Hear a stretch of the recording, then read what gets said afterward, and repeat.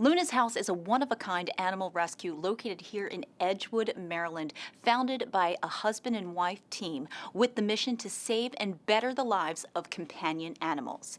If you would like to foster, volunteer, or adopt animals of all shapes and sizes, Luna's House is the place for you. Join us in the next 30 minutes as we explore all the good work that they're doing for the animals right here in our Harford County community. I'm Christy Breslin, and this is Harford MagaScene.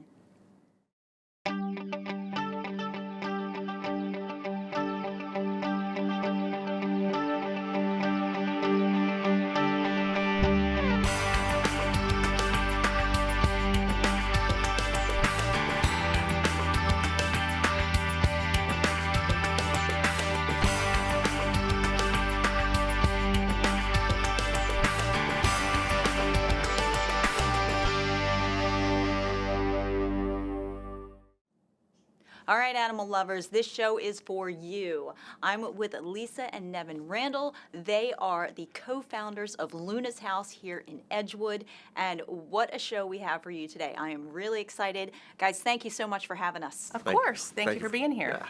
So, Lisa, tell me about Luna's House. When did it first begin?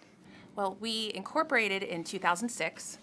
So, the idea had kind of come to us, and we finally made it happen in 2006.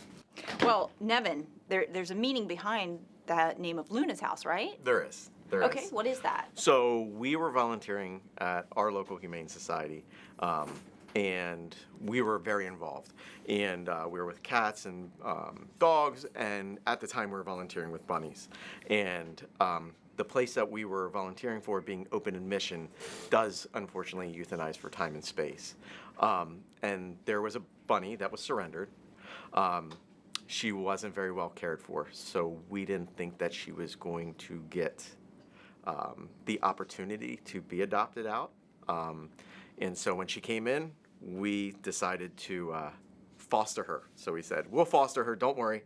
We'll take her off. Yeah, we'll take her off your hands, we'll care for her. So we had her in our townhome. She lived in our finished basement. I used to have a man cave with all my buddies would come over and play poker, but that disappeared and became her room.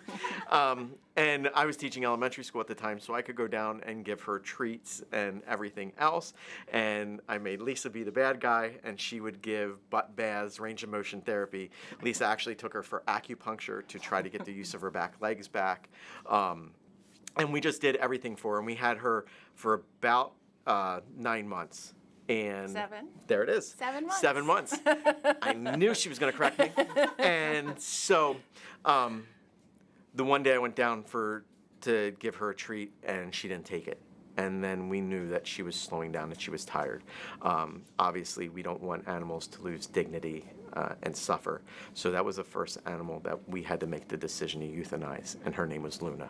And so the moment that we euthanized her, we said there needs to be a change. There needs to be a change in mindset in the appropriate treatment of animals. So she's the inspiration as to why we now have Luna's House. Lisa, you always say Luna's House is very unique, which I do believe it is. What really sets you apart from other animal shelters? First of all, it's all of us, because we have a whole collective of amazing volunteers. I think what really sets us apart is we don't only work with dogs and cats. We also have a lot of very talented volunteers who are knowledgeable about the care of different species, from rabbits, like Luna, guinea pigs, chinchillas, hamsters, gerbils, rats, mice, even birds and reptiles. Dagoos. Dagoos. We have dagoos who, if you're not familiar with what dagoos are, they kind of look like gerbils on steroids, but they're native to Chile, and they're small, just small rodents who are very, very cute. They're kind of like gray squirrels are here in Chile, but somebody thought they were cute, so smuggled them back, and now they're available in the States. In some states, they're actually illegal to have, but in Maryland, you can have them as domestic animals, so we even have dagoos now. Yeah.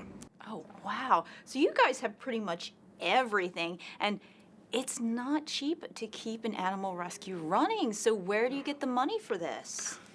So our overhead, we don't have any government funding whatsoever, just because we have our own set of rules and regulations that we've set upon that we follow.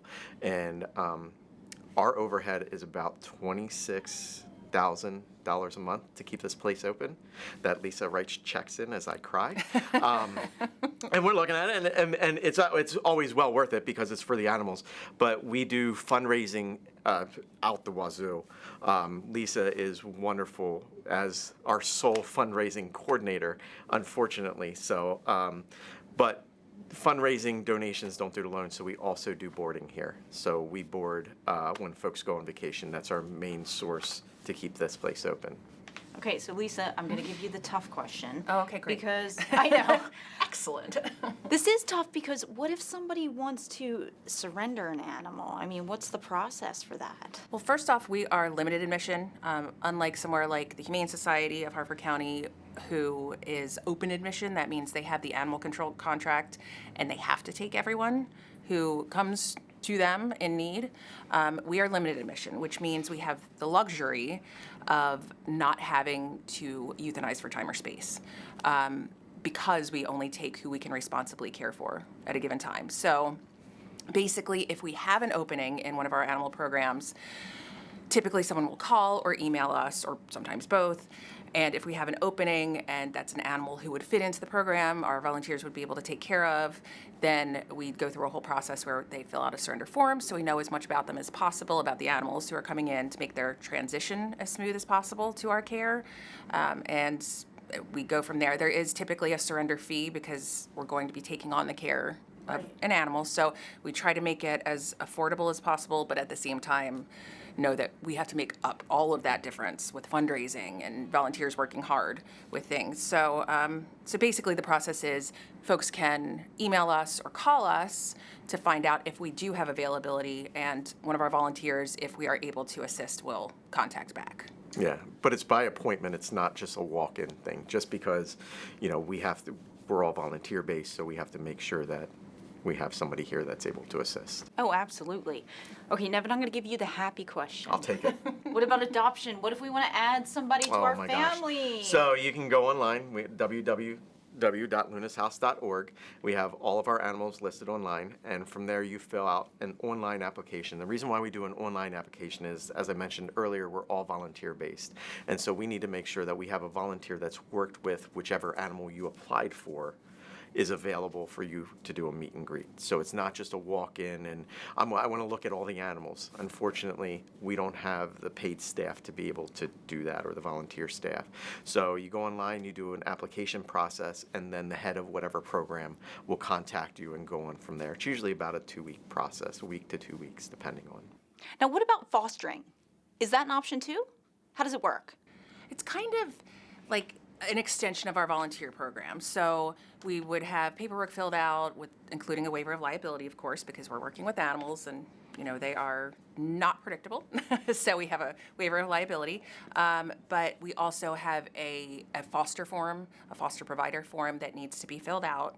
And we will do a home visit of the folks' home, especially for dogs, and just to make sure that the dog going to them would be a good fit there, that we're setting everyone up for success, basically the foster parent and the animal. So we do that, but basically it's something that's paperwork, kind of like everything else in life. It's paperwork, and then it's going through the motions of showing somebody how that will work, what will be best for the animal that they're fostering, and that's kind And they of basically just care for the animal like their own until that forever family is found. Yeah. So you're just basically giving as much love to the animal, whichever that would be, cat or dog, Rabbit. a rabbit, and Guinea pig. till they get adopted. Now, maybe someone wants to volunteer, maybe they want to adopt, maybe they want to foster. How do we get in touch with you to get the whole thing going?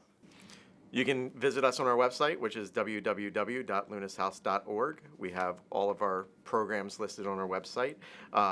Also, all of the animals available for adoption. We have a little adoption center that you can go and scroll down and pick dogs, cats, rabbits, smalls, birds, reptiles. So you can go and see pictures of everyone who we currently have available and little write-ups about them and information about them. But you can also email us as well, and there are there are emails available on that website to learn more about the animals who we have who are looking for their forever homes. Yeah, because we're always looking for volunteers and fosters, especially for our dog program. Our dog program is something that we always wanted to grow, and we're always looking for volunteers. So, tricky question here, but you guys have a unique situation. So, how do you manage the work-home balance? It's tough because it's melded together. I'm a Harford County Public Schools teacher. This is my 25th year of teaching. But besides that, obviously, Lisa and I being the founders of Luna's House, owners of Luna's House, we also live here. We have a one-bedroom apartment built into the place. So when we walk out of our front door, we're actually in the lobby of our building, so we're already at work. So Lisa's commute is amazing. That's great. My commute's a little longer when I get to go to school, but then when I'm back home from school, from home to work is a matter of 5 seconds. But it's important because when we decided to do this, one of our main sticking points was somebody has to be there 24/7, Right. Because they're our lives. Yeah. When we were looking at building in Harford County, looking at zoning of where you could have a residence and an animal rescue all in one, because it's very important. When the lights go out, these animals still need care. Something happens at 2 a.m, Lisa and I are here to help. Lisa and Nevin, thank you so much. This is just an amazing place that you've built. I can't believe it's been 11 years since we've been here, and you're bigger and better than ever. Absolutely. Thank you for being Thank you here. for coming out. Well, lots of people have lots of good things to say about Luna's House, and coming up next, we'll hear from one of their volunteers. Stay with us.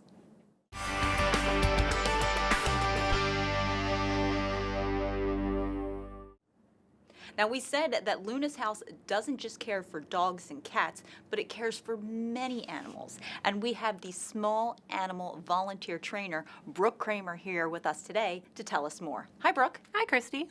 Now, Brooke, how long have you been working with Luna's House? I started here back in, I believe it was April of 2017, so I've been here for about 9 years now. Wow, okay. So what kind of piqued your interest in this field? Well, I've always just loved animals. So growing up, I wasn't sure if I wanted to go into the veterinary medicine field or if I wanted to do rescue, and it had always been a dream of mine to work in rescue. So when I got the opportunity to onboard here, I was extremely excited. Now, obviously, you're an animal person. So what kind of animals do you have personally? Right now, I have a rabbit at home who I adopted from here, and I have 3 cats as well, one of which I adopted from here, one I inherited, and one I got through someone that I met here. So I kind of have everyone because of this place. Oh, I love hearing that. So what would you say, besides getting all these great animals, is the best part about working at a rescue? I'd say the best part would probably just be having the opportunity to form those relationships and bonds with all different types of animals. A lot of us here, like I work with the small animals, but I also work with the cats and the dogs. I work with the boarding animals. So I have this opportunity to create these very substantial bonds with all of these animals who either just need help finding homes or they already have loving homes and they just need somebody to take care of them for a while. So I think it's very cool that I get to have those experiences and have those relationships with all different types of animals. Why is it so important for adopters to receive the proper education on the species that they're getting ready to adopt? I think it's extremely important, specifically for small animals, to be educated. There is a lot of misinformation out there, whether it be online or in pet stores where you can buy pets, where people think, oh, it's an easy kid animal, they're not very expensive, they're not very time-consuming, and that's a very big misconception. They are very different depending on the species, but they have different dietary needs, they have veterinary needs, they have exercise needs. There's a lot of different things that go into caring for animals, and I think it's really important that if you don't know, you don't know. So people finding that education and getting proper education is extremely important. It's not just about, saving lives and taking care of them, but making sure that they have a happy, healthy, long life with that responsibility. Oh, absolutely. And from your perspective, what makes Luna's House so unique from other animal rescues? Well, I'm biased, but I think something that makes us extremely unique is just the dedication that we put into finding homes for the animals. It's all about what's in the animal's best interest. So the way that we vet our adopters and make sure that they have proper written and verbal information about, proper care and exercise and veterinary care and that sort of thing. I think it's very unique the way that we have such a dedicated workforce behind it who are just really putting the best interests of the animals first. 9 years is a long time to be a volunteer. Can you share maybe some of your happiest memories? Oh gosh, that's a tough question. I have a lot of really good memories. I think the easiest answer would just be meeting all of my animals who I adopted. I had 2 rabbits at one point.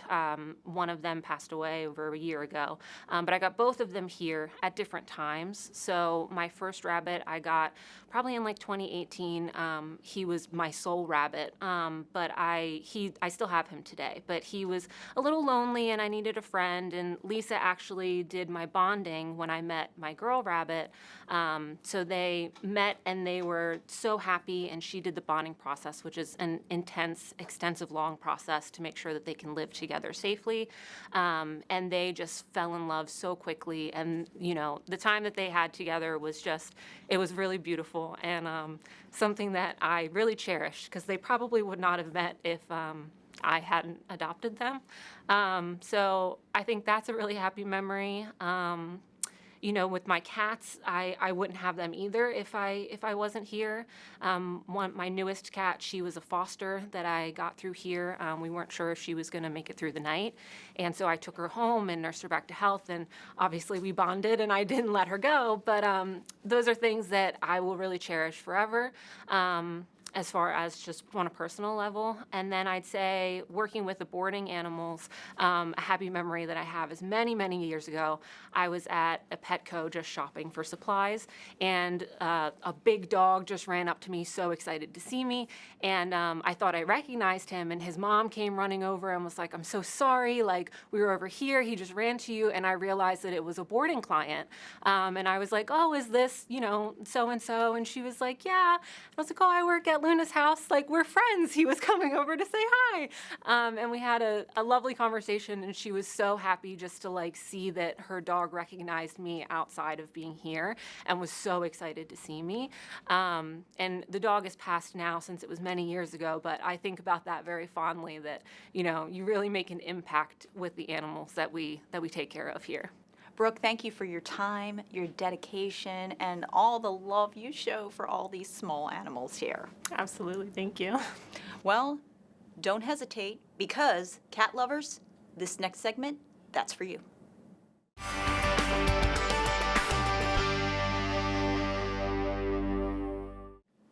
As promised, for all the cat lovers out there, we have our cat team volunteer, Kim Sennett. She's here to tell us all about the wonderful cats here at Luna's house, what she does to take care of them, and maybe you want to add a new member to your family. So we'll see what Kim has to say. Hi, Kim.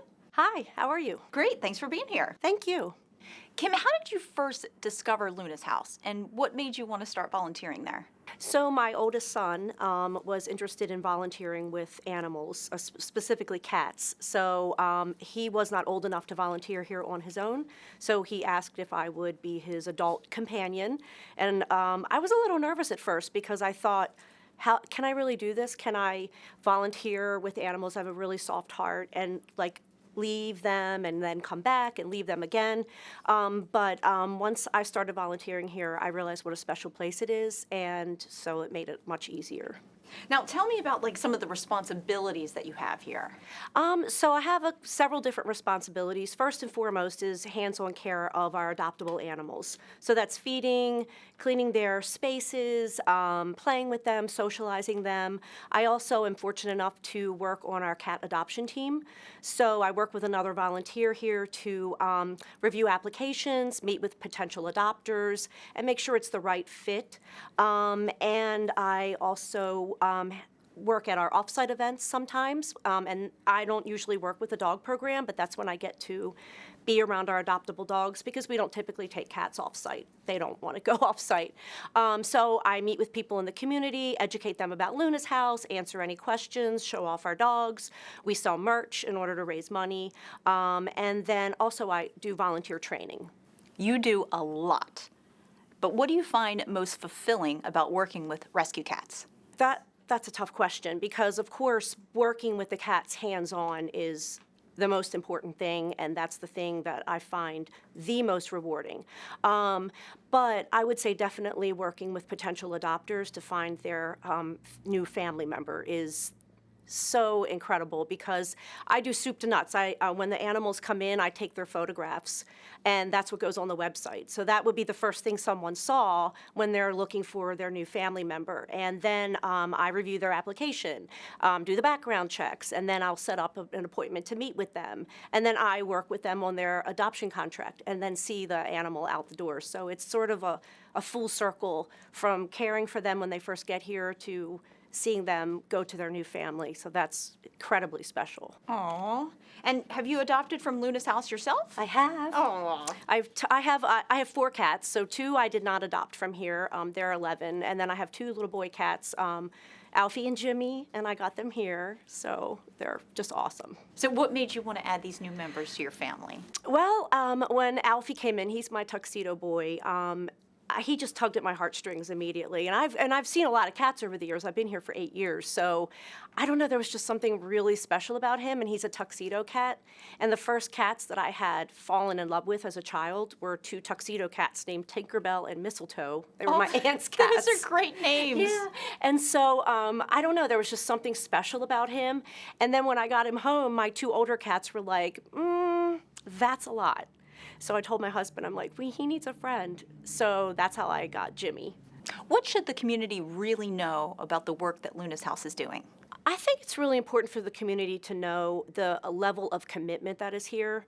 Lisa and Nevin live here. There's someone here 24 hours a day, 7 days a week. And everything that we do here, everything that the staff does, it's 100% for these animals. There's no ulterior motives. There's no other reason that anyone's doing anything. It's 100% about these animals. Kim, thank you so much. It sounds like these animals have a wonderful, wonderful home with you, and hopefully people will see the show and they'll decide to add some new members to their family as well. I hope so too. Thank you. So you heard Kim's perspective. Coming up next, we're going to talk to a couple more volunteers about their passion and why they continue to serve right here at Luna's House.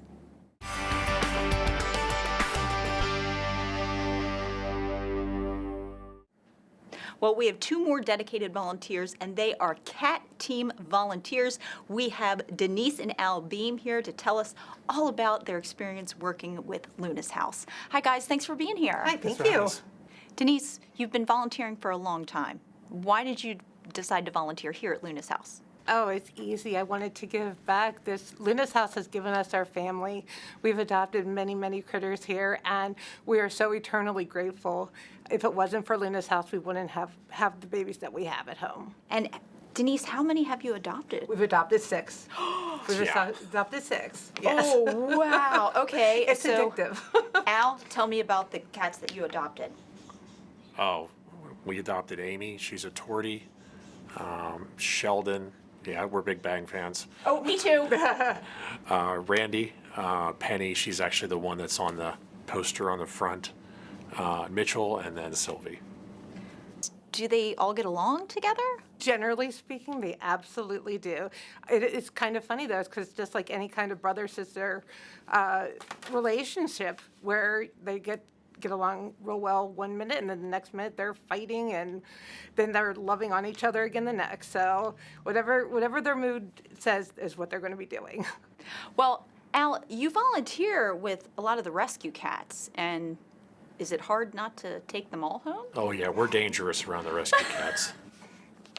And Denise, Do you get attached to them? We get desperately attached to them. So we've kind of learned to try to know ahead of time when somebody gets adopted so that we don't just walk in and see that they're gone. It's so bittersweet because obviously we're thrilled that they have their forever home. But selfishly, it is a little heartbreaking for us. But at the end of the day, that's what we're here for, to get them through until they do find their forever home. What do you think really makes Luna's house stand out from the others? We've been to a lot of shelters. Obviously, we've had, I think, over 10 cats in our marriage, and I've never been to a place that cares more about the animals than here. I mean, they have a policy. If you can't take care of them, they'll always take them back. One of our cats, she was 14, and the owner couldn't take care of them, and they took her back, no questions asked. And then we were able to adopt her from there. Aww. Now, Denise, what would you say, how has volunteering really enriched your life? Oh, like I said, it has just been so nice to be able to give back to Luna's house. We are so overjoyed with the cats that we have. We cannot begin to thank Luna's house enough because we got our specific babies from these guys. These cats make our life whole and so happy. And we just owe Luna's house so much because of the joy that they were able to give to us. So anytime we can give back to Luna's house, that's exactly what we want to do. Al, are you still looking for volunteers? Oh, they can always use more volunteers. There's always pets in need. You know, even if you only give a couple hours a week, every little bit helps.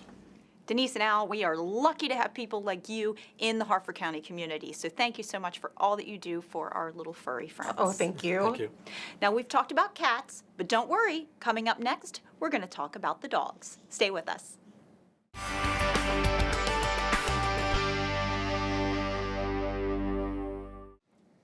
Very excited about this one. We have Preston the dog, we have Nina and Brad Biggs. They were volunteers and now they're adopters. And look at this guy. Who would not want this adorable dog as part of their family? Thanks so much for being here. Oh, thank you. Nina, when did you first start volunteering at Luna's house? And what really made you want to volunteer with them? We were volunteering here since October 2023, and we have seen a lot of dogs here. But Preston really spoke to us. He was so adorable, and his adoption fell through. And Christy Doby, she knew how much we loved him. She talked to us. She just asked us, "Do you want Preston?" And we said, "Absolutely." Now, Brad, I know that you love your Preston, so tell me more about Preston. Preston. Preston is the best dog in the world. He has changed our household completely. It's a brighter, lighter place. We have so much more fun. He's become the star of the show in the house, and I just can't imagine life without him now. And what kind of volunteer duties are you responsible for with the dogs? So we're kind of a duo, so we work together to make it more efficient. While he's out walking the dogs, I'll be making their food bowls, cleaning out their kennels, marking off their checklists, and then he comes back with the dogs and we play with them, cuddle with them in the hallway. Aw. And Brad, what is the best part for you about volunteering with the dogs? It's double-edged. It's when they get adopted, especially when they've been here for a while. You're gonna miss them, like, 'cause you really become accustomed to being part of their life. But you know what it would be? It would be the picture on the wall with their adopted family. Is it hard to part ways with the dogs that you work with? Yes, obviously, I get really sad, especially if that dog has been here for a while, or maybe we wanted to adopt it or something like that. But when you see, when Luna's finds that perfect home for the dog, it just makes you so happy that they got adopted. So Brad, anybody out there that's watching and is thinking, maybe I should adopt. Why should they adopt a Preston? If you can find a Preston, don't think about it. Grab them and bring them to your home because, I mean, truthfully, it's changed everything for us. Like I said, he's become the star of the show, and it seems like the house revolves around Preston. And we went from 2 years of here not adopting a dog to like we can't imagine life without him now. What can you say that you've taken away from being a Luna's house volunteer? Well, obviously Preston, but in reality, the biggest takeaway I've had is how many selfless people it takes to have an operation like this and how important it is that we all do it. And Brad, what would you like people to know about Luna's house? I'd like them to know how they put animals first And that's how we should see the community that we work in, for shelter and what was it? How do they say? Unhoused animals. As you've seen today, Luna's house strives to find the animals the happy homes that they deserve, their forever homes. If you would like to learn more about them, stop by. Maybe you want to adopt, volunteer, or foster, you can go to their website, lunashouse.org. I'm Christy Breslin. See you next month on Harford MagaScene.